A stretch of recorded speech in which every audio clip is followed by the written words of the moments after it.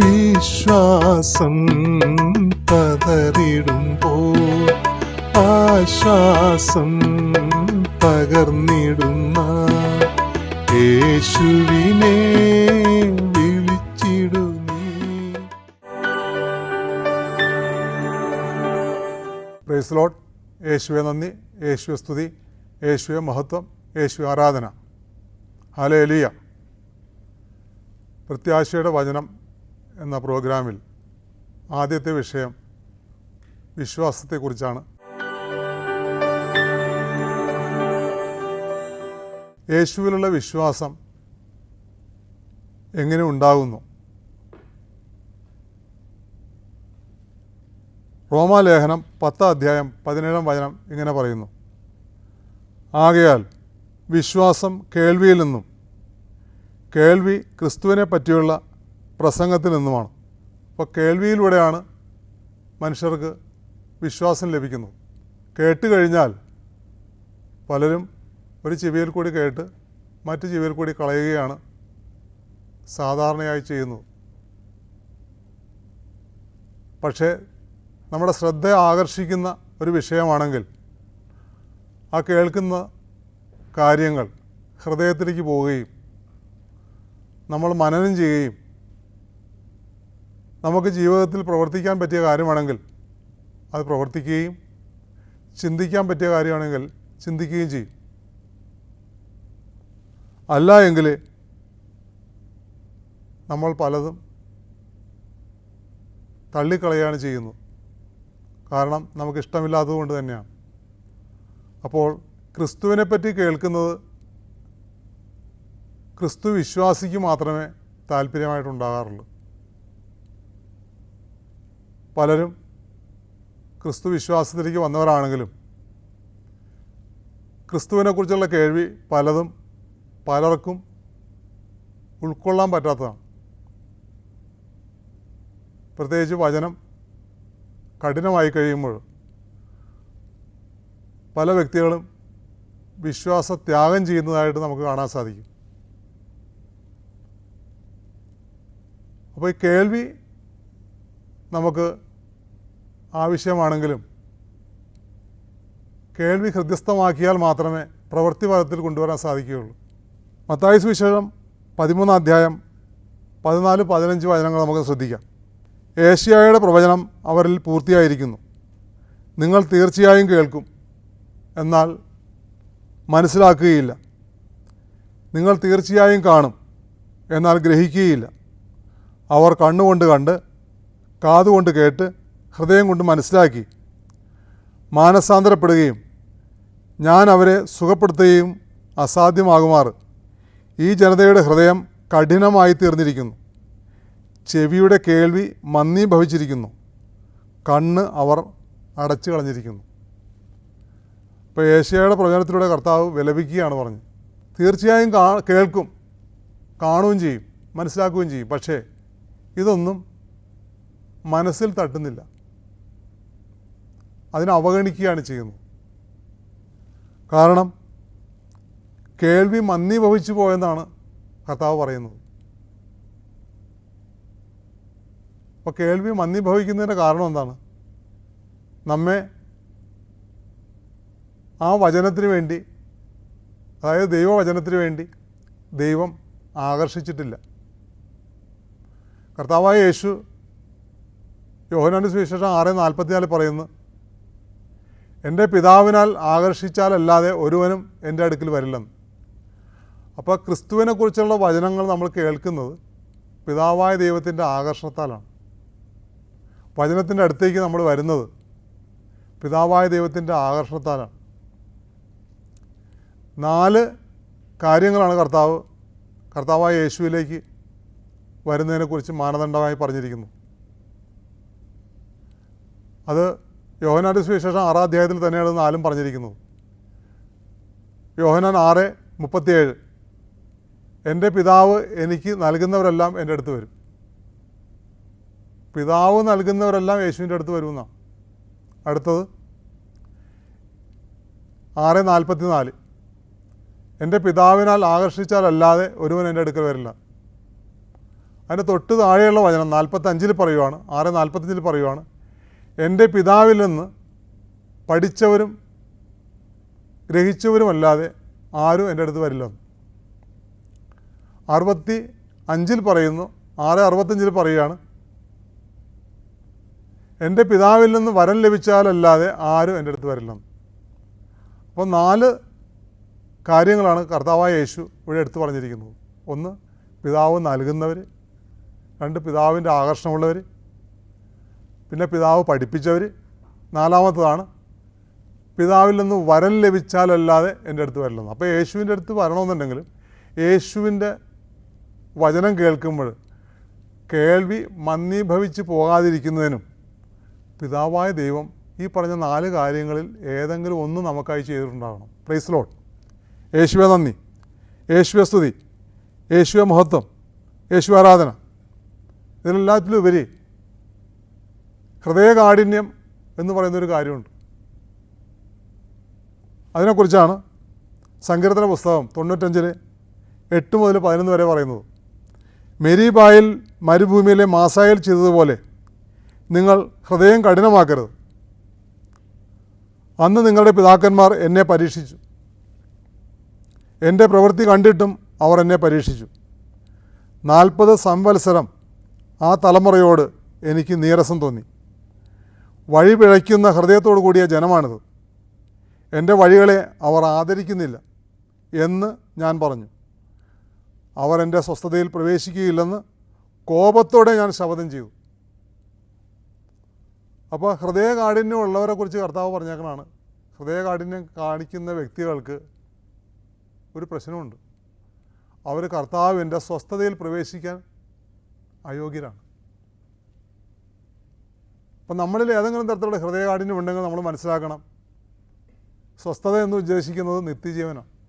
കർത്താവിൻ്റെ സ്വസ്ഥത എന്ന് പറയുന്നത് നിത്യജീവനിൽ പ്രവേശിക്കാനുള്ള യോഗ്യത നമുക്ക് നഷ്ടപ്പെടും എന്നുള്ളത്. അപ്പോൾ ഹൃദയകാഠിന്യം ഉണ്ടെങ്കിൽ എൻ്റെ സഹോദരങ്ങളെ എത്രയും വേഗം അത് കർത്താവിനോട് പ്രാർത്ഥിച്ച് അകറ്റാൻ ശ്രമിക്കുക. കർത്താവായ യേശുവേ, എൻ്റെ ഹൃദയകാഠിന്യം മാറ്റി മാംസളമായൊരു ഹൃദയം എനിക്ക് നൽകണമേ എന്ന് പ്രാർത്ഥിക്കുക. കർത്താവ് അവിടുത്തെ ശുദ്ധജലമാകുന്ന വചനം തളിച്ചാൽ മാത്രമേ നമ്മുടെ ഹൃദയത്തിൻ്റെ കാഠിന്യം മാറി കല്ല് പോലുള്ള ഹൃദയം മാംസളമായ ഹൃദയമായിട്ട് മാറുകയുള്ളൂ. എസെക്കിയേൽ പ്രവചനം 36 അധ്യായത്തിൽ അത് പറയുന്നുണ്ട്. Praise lord. യേശുവെ നന്ദി, യേശുവെ മഹത്വം, യേശു ആരാധന. യോഹന്നാന്റെ വിശേഷം 6 അധ്യായം 40 വചനം ഇങ്ങനെ പറയുന്നു, പുത്രനെ കാണുകയും അവനിൽ വിശ്വസിക്കുകയും ചെയ്യുന്നവൻ ആരോ അവന് നിത്യജീവൻ ഉണ്ടാകണമെന്നതാണ് എൻ്റെ പിതാവിൻ്റെ ഇഷ്ടം. അന്ത്യദിനത്തിൽ അവനെ ഞാൻ ഉയർപ്പിക്കുകയും ചെയ്യും. ഉയർപ്പിച്ചാലല്ലേ നിത്യതയിൽ പ്രവേശിക്കാൻ പറ്റുള്ളൂ. അതിനു മുൻപ് പറഞ്ഞ കാര്യം നമുക്ക് ശ്രദ്ധിക്കാം. പുത്രനെ കാണുകയും, എവിടെ കാണണം പുത്രനെ? പരിശുദ്ധമായ വചനത്തിൽ കാണണം. വചനം എന്ന് പറഞ്ഞാൽ യേശു ക്രിസ്തുവാണ്. വചനത്തിൽ യേശുവിനെ കാണണം. വചനത്തിൽ എന്തൊക്കെയുണ്ട്? 2 കാര്യങ്ങളുണ്ട് വചനത്തിൽ. 2 പ്രധാനപ്പെട്ട 2 കാര്യങ്ങളുണ്ട് വചനത്തിൽ. ഈശോ പറയുന്നു, യോഹന്നാന്റെ വിശേഷം 6:63, ഞാൻ പറഞ്ഞ വചനം ആത്മാവും ജീവനുമാണ്. അതായത് പരിശുദ്ധാത്മാവും നിത്യജീവനുമാണ്. അപ്പോൾ ഇത് രണ്ടുമാണ് പരിശുദ്ധമായ വചനത്തിലുള്ളത്. യേശു എന്ന് പറയുന്നത് പരിശുദ്ധാത്മാവും നിത്യജീവനും അടങ്ങിയതാണ്. അപ്പോൾ ഈ പരിശുദ്ധാത്മാവിനെയും നിത്യജീവനെയും സ്വീകരിക്കുന്നവർക്ക് മാത്രമേ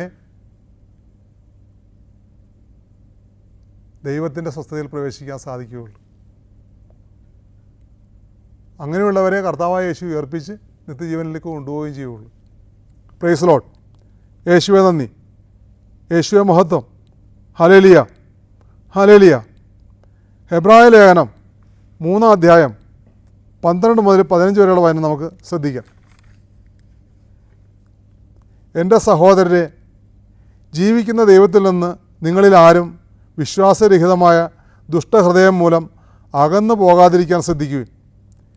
ഇന്ന് എന്ന് വിളിക്കപ്പെടുന്ന ദിവസങ്ങളുള്ള കാലത്തോളം എല്ലാ ദിവസവും നിങ്ങൾ പരസ്പരം ഉപദേശിക്കുവിൻ.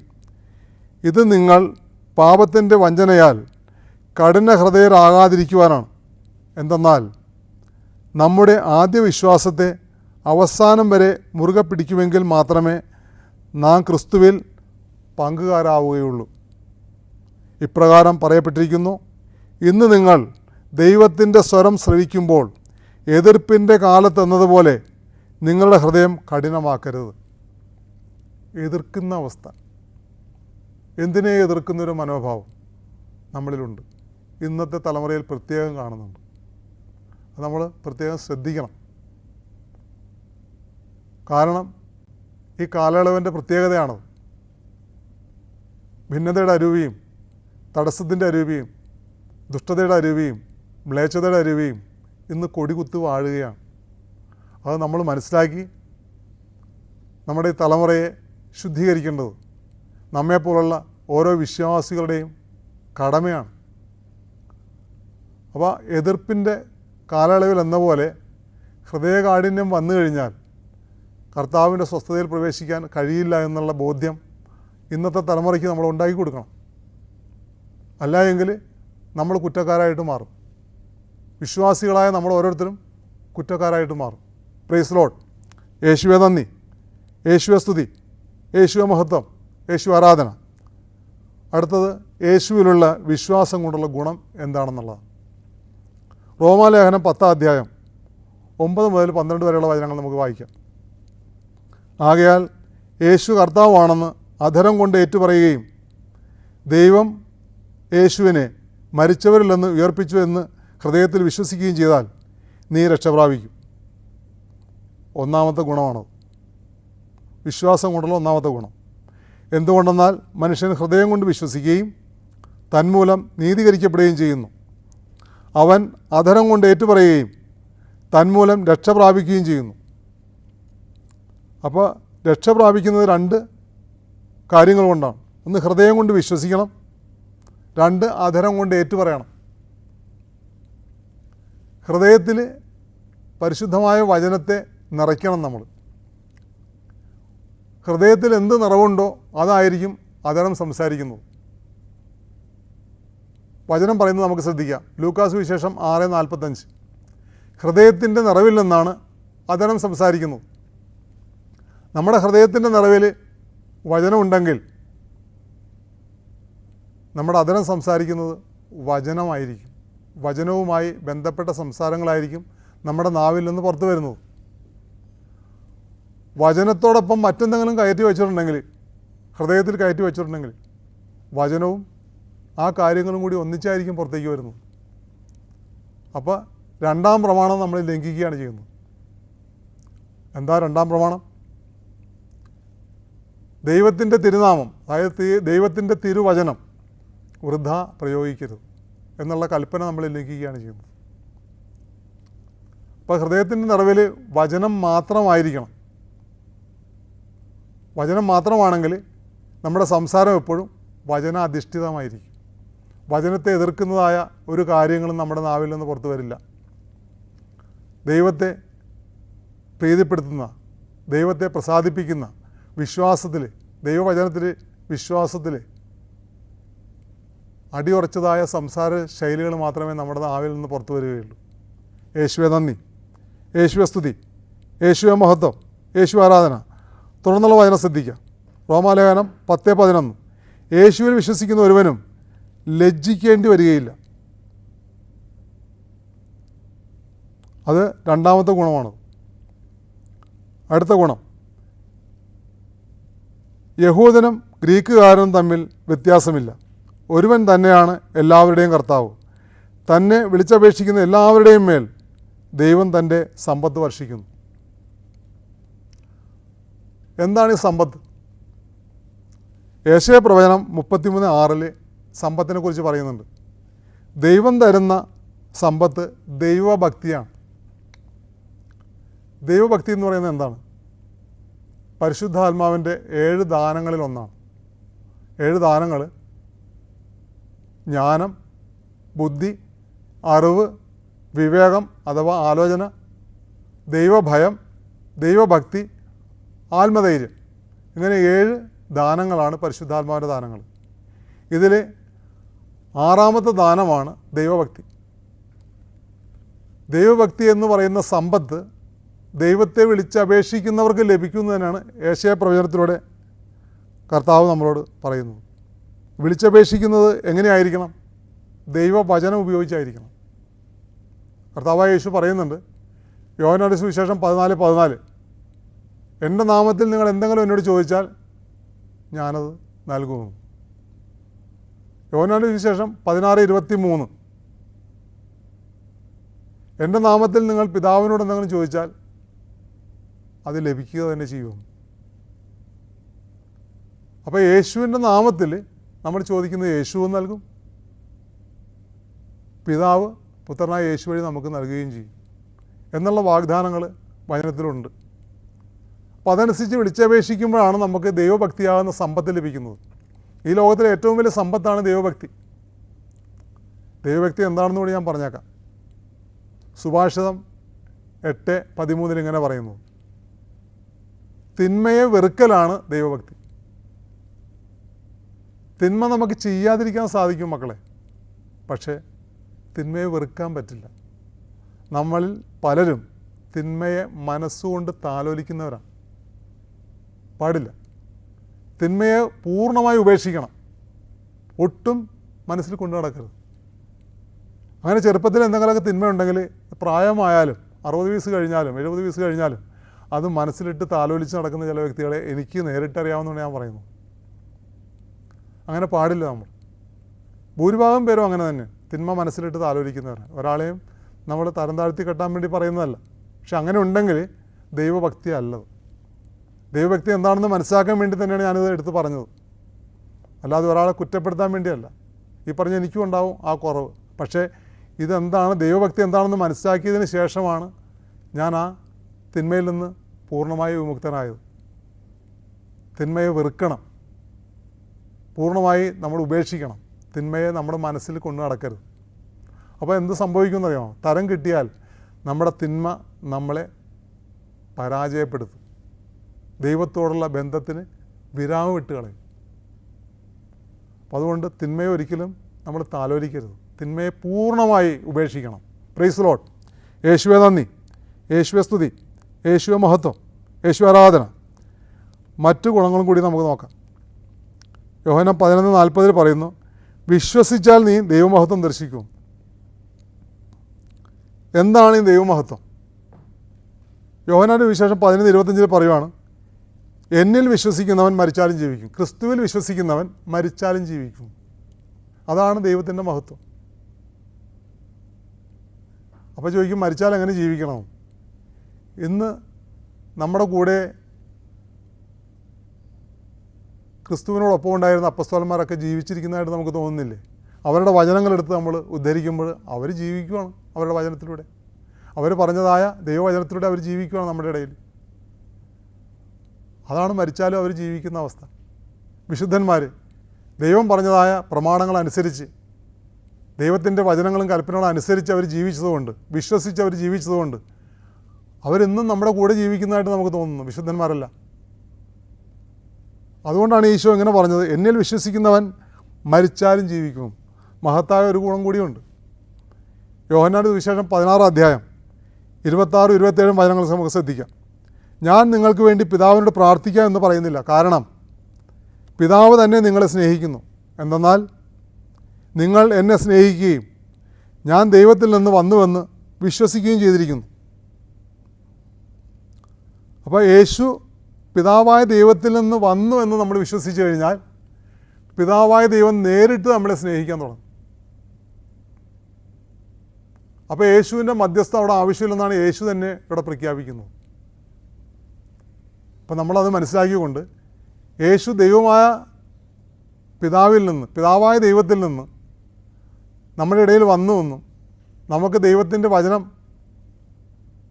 നൽകിയെന്നും പൂർണ്ണമായി നമ്മൾ വിശ്വസിക്കണം. അപ്പോൾ പിന്നെ പിതാവിൻ്റെ നേരിട്ടുള്ള സ്നേഹത്തിന് നമ്മൾ യോഗ്യരായി തീരണത്. അതുകൊണ്ടാണ് ഈശോ പറഞ്ഞത്, ഇനി ഞാൻ നിങ്ങൾക്ക് വേണ്ടി പ്രാർത്ഥിക്കേണ്ട ആവശ്യമില്ല, പിതാവ് തന്നെ നിങ്ങളെ നേരിട്ട് സ്നേഹിക്കുവാണ്. നമ്മുടെ എല്ലാ കാര്യങ്ങളിലും പിതാവായ ദൈവം ഇടപെടും. അതാണ് ആ വാഗ്ദാനം. Praise Lord.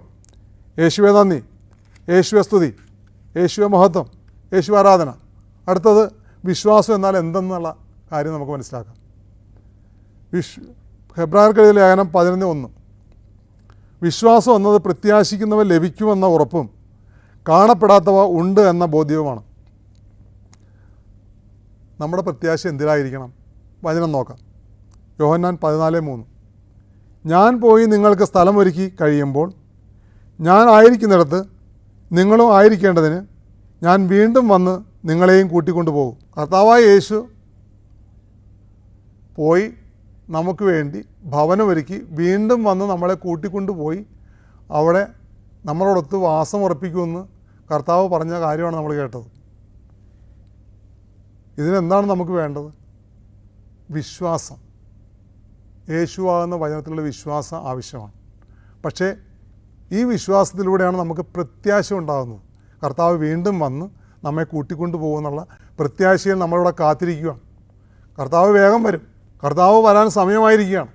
അതിൻ്റെ എല്ലാ ലക്ഷണങ്ങളും അന്തരീക്ഷത്തിലും ലോകജനതയിലും കാലഘട്ടത്തിലും നമ്മൾ കണ്ടുകൊണ്ടാണ് ഇരിക്കുന്നത്.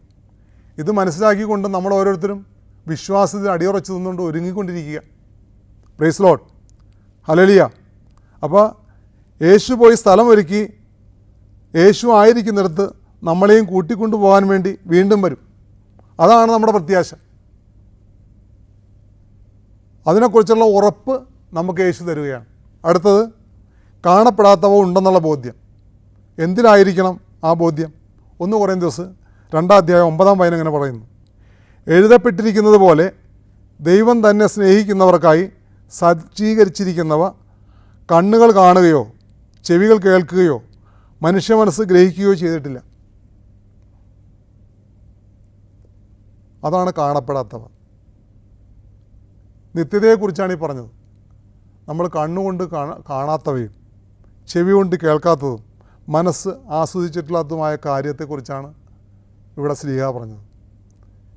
ഇതാണ് നമ്മൾ അനുഭവിക്കാൻ പോകുന്നത് എന്നുള്ളതിൽ നമുക്ക് വിശ്വാസം വേണം.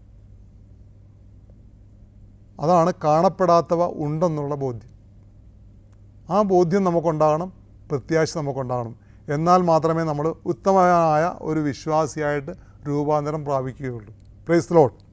യേശുവേ നന്ദി, യേശുവേ മഹത്വം, യേശു ആരാധന. എഴുതപ്പെട്ടവ എന്താണെന്ന് നമുക്ക് നോക്കാം. ഇവിടെ എഴുതപ്പെട്ടത് എന്ന് പറഞ്ഞ് പൗലോസ്യ പറഞ്ഞിട്ടുണ്ട്. 1 കൊരിന്ത്യർ 2:9 എഴുതപ്പെട്ടിരിക്കുന്നത് പോലെയെന്ന്. അതെന്താണെന്ന് നമുക്കൊന്ന് പരിശോധിക്കാം. യേശയ്യാപ്രവചനം 65:17 ഇത് പറയുന്നത്. ഇതാ ഞാനൊരു പുതിയ ആകാശവും പുതിയ ഭൂമിയും സൃഷ്ടിക്കുന്നു, പൂർവ്വകാര്യങ്ങൾ അനുസ്മരിക്കുകയോ അവ മനസ്സിൽ വരികയോ ഇല്ല. പുതിയ ആകാശവും പുതിയ ഭൂമിയും നമുക്ക് വേണ്ടി കർത്താവ് സൃഷ്ടിച്ചിരിക്കുകയാണ്. ഇതാണ് എഴുതപ്പെട്ടിരിക്കുന്ന സംഭവം. ഇതിനെക്കുറിച്ചാണ് പൗലോസ്യ എടുത്ത് പറഞ്ഞത്. കണ്ണ് കണ്ടിട്ടില്ലാത്തതും ചെവി കേട്ടിട്ടില്ലാത്തതും മനുഷ്യഹൃദയം ആസ്വദിച്ചിട്ടില്ലാത്തതുമായൊരു കാര്യമാണ്. നമ്മൾ നേരിൽ കണ്ട് മനസ്സിലാക്കേണ്ട കാര്യമാണ്. അതിന് വേണ്ടിയിട്ടാണ് നമ്മൾ ഒരുങ്ങേണ്ടത്. അവിടെയാണ് നമുക്ക് വിശ്വാസം ആവശ്യമായിട്ട് വരുന്നത്. തുടർന്ന് പറയുന്നുണ്ട്, പൂർവ്വകാര്യങ്ങൾ അനുസ്മരിക്കുകയോ. അപ്പോൾ നമ്മൾ ഇപ്പോൾ നല്ലൊരു വിശ്വാസിയാണെന്നുണ്ടെങ്കിൽ കഴിഞ്ഞുപോയ കാലഘട്ടത്തിൽ വിശ്വാസത്തിലേക്ക് വരുന്നതിന് മുൻപ് അജ്ഞതയുടെ കാലഘട്ടത്തിൽ നമ്മൾ ചെയ്തിരുന്ന തിന്മയെക്കുറിച്ചും അറിവില്ലായ്മയെക്കുറിച്ചും പാപത്തെക്കുറിച്ചും കർത്താവ് ഒരിക്കലും ഓർക്കില്ല. അതിനെക്കുറിച്ച് കർത്താവ് ഗ്യാരണ്ടി തരുവാണ്. അതിനെക്കുറിച്ചൊരു പ്രത്യേക സംഭവം യേശയ്യാപ്രവചനം 32 നമുക്ക് മനസ്സിലാക്കാനുണ്ട്. ഹെസക്കിയായുടെ രോഗശാന്തി എന്ന അതിൻ്റെ പേര് തന്നെ. ഹെസക്കിയ രാജാവിൻ്റെ, ദാവീദിൻ്റെ വംശത്തിൽപ്പെട്ട ഹെസക്കിയ രാജാവിൻ്റെ രോഗശാന്തി നടക്കുന്നൊരു സംഭവമാണ് ആ അധ്യായത്തിൽ പറയുന്നത്. രോഗശാന്തി നടന്നതിന് ശേഷം ഹെസക്കിയ പറയുന്ന ഒരു കാര്യമുണ്ട്. യേശയ്യാ 38:17 അത് പറയുന്നത്. എൻ്റെ പാപം ദൈവമേ അങ്ങയുടെ പിന്നിലേക്ക് എറിഞ്ഞു കളഞ്ഞു. ഹെസക്കിയ അറിവില്ലായ്മ കൊണ്ട് പല പാപങ്ങളും ചെയ്തു ദൈവത്തിനെതിരായിട്ട്. അതുകൊണ്ടാണ് ഹെസക്കിയായ്ക്ക് ഇടക്കാലം വൃത്തിയായിട്ട് മാറേണ്ട അവസ്ഥ വന്നത്. പക്ഷേ അയാളത് ഏറ്റുപറഞ്ഞ് കരഞ്ഞു കഴിഞ്ഞപ്പോൾ കർത്താവ് ഇളച്ചു കൊടുത്ത് 15 വർഷം കൂടി അയാളുടെ ജീവിതത്തിന് കർത്താവ് അഡ്വാൻസായിട്ട് കൊടുത്തു. അപ്പോൾ പറയുവാണ് അയാൾ അങ്ങനെ കൊടുത്തു കഴിഞ്ഞപ്പോൾ ദൈവം അയാളുടെ 15 വർഷം കൊണ്ടും ജീവിതം ദീർഘിപ്പിച്ചു കൊടുത്തപ്പോൾ പറയുവാണ്, എൻ്റെ പാപം അങ്ങയുടെ പിന്നിലേക്ക് എറിഞ്ഞു കളഞ്ഞു. കർത്താവ് നമ്മുടെ പാപം കർത്താവിൻ്റെ പിന്നിലേക്ക് എറിഞ്ഞു കഴിഞ്ഞാൽ ആ പാപത്തിലേക്ക് ഒരിക്കലും കർത്താവ് നോക്കില്ല. കർത്താവ് നമ്മളിപ്പോൾ എന്തായിരിക്കുന്നോ അതിലേക്ക് മാത്രമേ നോക്കുകയുള്ളൂ. ഇനി നമുക്ക് മനസ്സിലാക്കാനുള്ളത് യേശുവിലുള്ള വിശ്വാസം എങ്ങനെയായിരിക്കണം എന്നുള്ളതാണ്. മർക്കോസ് വിശേഷം 1:15 യേശു പറഞ്ഞു, സമയം പൂർത്തിയായി, ദൈവരാജ്യം സമീപിച്ചിരിക്കുന്നു, അനുതപിച്ച് സുവിശേഷത്തിൽ വിശ്വസിക്കുമെന്ന്. അനുതപിച്ചാൽ മാത്രമേ സുവിശേഷത്തിൽ വിശ്വസിച്ചുകൊണ്ട് കാര്യമുള്ളൂ. അനുതപിക്കാതെ സുവിശേഷത്തിൽ വിശ്വസിച്ചാൽ യാതൊരു ഫലവുമില്ല. അനുതാപം എന്ന് പറയുന്നത് എന്താ? നമ്മൾ ചെയ്തു പോയ പാപത്തെക്കുറിച്ച് മാനസാന്തരപ്പെടണം. മാനസാന്തരം എന്ന് വെച്ചിട്ടുണ്ടെങ്കിൽ മനസ്സിന് ഇഷ്ടം പോലെ ജീവിച്ച അവസ്ഥയിൽ നിന്ന് അകലുന്ന അവസ്ഥ, മനസ്സിൽ നിന്ന് അകലുക, അതാണ് മാനസാന്തരം. മനസ്സിൽ നിന്ന് അകന്ന് ചെയ്തു പോയ തെറ്റിനെക്കുറിച്ച് അനുതപിക്കണം. ഹൃദയത്തിൽ താപം ഉണ്ടാകണം, ഹൃദയത്തിൽ ചൂടുണ്ടാകണം. അപ്പോൾ കണ്ണീര് വരും നമ്മളുടെ കണ്ണിൽ നിന്ന്. ഹൃദയം തപിക്കുമ്പോഴാണ് കണ്ണിൽ നിന്ന് ചുടുകണ്ണീര് വരണത്. കർത്താവേ, അങ്ങേക്കെതിരെയും അങ്ങയുടെ രാജ്യത്തിനെതിരെയും ഞാൻ പാപം ചെയ്തു പോയി, എന്നോട് ക്ഷമിക്കണമേ എന്ന് പറയുമ്പോൾ നമ്മുടെ കണ്ഠം ഇടറിപ്പോവും. അപ്പോൾ കണ്ണിൽ നിന്ന് വെള്ളം വരും. അതാണ് അനുതാപം. അജ്ഞതയുടെ കാലമൊന്നും കർത്താവ് കണക്കിലെടുക്കുന്നില്ല. അപ്പോസ്തല പ്രവർത്തനം 17:30 പറയുന്നുണ്ട്. അജ്ഞതയുടെ കാലങ്ങൾ കർത്താവ് കണക്കിലെടുക്കുന്നില്ല. ഇപ്പോൾ എല്ലാവരും മാനസാന്തരപ്പെട്ട് അനുതപിക്കണമെന്നാണ് പിതാവ് ആഗ്രഹിക്കുന്നത്. അപ്പോൾ ഈ കാലയളവിൽ നമ്മുടെ വിശ്വാസം പുതുക്കണം. നമ്മൾ വിശ്വാസികളാണ്, എല്ലാവരും വിശ്വാസികളാണ്. പക്ഷേ അതൊന്ന് പുതുക്കി സ്ഥാപിക്കേണ്ടതുണ്ട്. അനുതപിച്ച് വിശ്വാസത്തിലേക്ക് വരണം. ദൈവഭക്തരായി വിശ്വാസത്തിലേക്ക് വരണം. നമ്മൾ ദൈവത്തിനെതിരായി ചെയ്തു പോയ പാപത്തിന് വേണ്ടി നമ്മൾ ഓരോ ദിവസവും ഓർത്ത് അനുതപിക്കണം. ഓർത്തോർത്ത് അനുതപിക്കണം. പ്രാർത്ഥിക്കുമ്പോഴെല്ലാം സങ്കീർത്തനം 32, 51 എടുത്ത് വായിച്ചുകൊണ്ട് നമ്മൾ പ്രാർത്ഥിക്കണം. കർത്താവേ, അറിവില്ലായ്മ കൊണ്ട് ഞാൻ പാപം ചെയ്തു പോയി, എന്നോട് ക്ഷമിക്കണമേ. ഇനി അങ്ങയ്ക്കെതിരെയും അങ്ങയുടെ രാജ്യത്തിനെതിരായും ഞാൻ പാപം ചെയ്യുകയില്ല എന്നുള്ളൊരു മനോഭാവത്തിൽ നമ്മൾ പ്രാർത്ഥിച്ച് മുന്നോട്ട് പോകാൻ ഇനിയുള്ള കാലത്ത് ശ്രമിക്കുക. 1 കൊരിന്ത്യർ 2:5 കൂടി വായിച്ചിട്ട് നമുക്ക് ഈ ഭാഗം നമുക്ക് നിർത്താം. വിശ്വാസത്തിൻ്റെ അടിസ്ഥാനം മാനുഷിക വിജ്ഞാനമാകാതെ ദൈവശക്തിയായിരിക്കണം. മാനുഷിക വിജ്ഞാനത്തിനെ അടിസ്ഥാനപ്പെടുത്തി ഒരിക്കലും വിശ്വസിക്കാൻ നോക്കരുത്. വിശ്വാസം ദൈവശക്തിയാലായിരിക്കണം. ദൈവശക്തി എവിടെയാണ് ഉള്ളത്? പരിശുദ്ധ വചനത്തിൽ. പരിശുദ്ധ വചനത്തെ അടിസ്ഥാനമാക്കിയായിരിക്കണം നമ്മൾ അനുദപിക്കേണ്ടതും പാപം എന്തെന്ന് ബോധ്യപ്പെടേണ്ടതും. പാപബോധം ഉണ്ടായാലേ അനുദപിക്കാൻ പറ്റുള്ളൂ. പാപബോധം ഇല്ലാത്തതുകൊണ്ടാണ് അനുതാപം ഇല്ലാത്തത്.